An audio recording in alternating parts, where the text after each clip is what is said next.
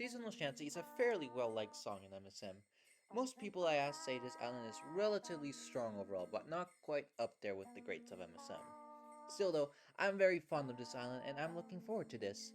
This island's in a weird place. Like Mystical Island, this island is both a send-off to the core seasonals and Gobblegord, and an introduction to all the newcomers. So let's look into it. The rules for View 4 are still the same here, and like with Amber Island, I will be starting with the bad before going over the good. Seasonal Shanty doesn't have very many problems, but there is one thing that holds it back, and it's all in the percussion. None of these monsters are actually bad per se, but the island tends to fall flat in using them in interesting ways.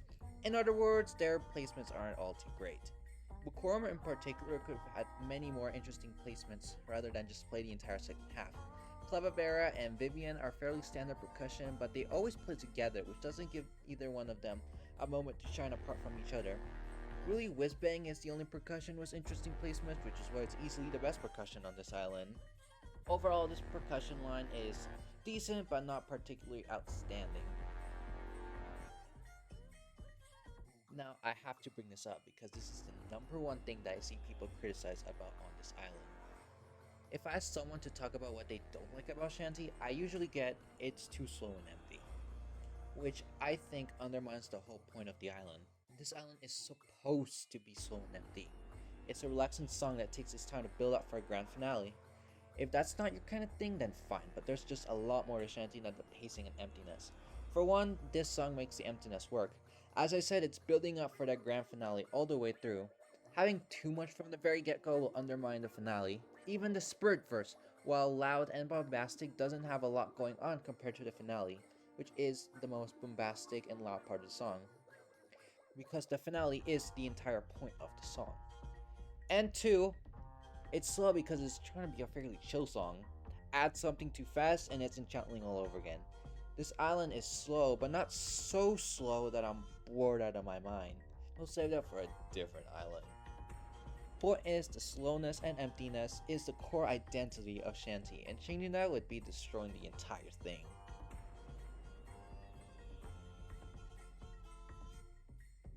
Alright, now let's talk about the good of this island, which is everything else. Starting with the core seasonals, and this is easily the best island for all 5 of them.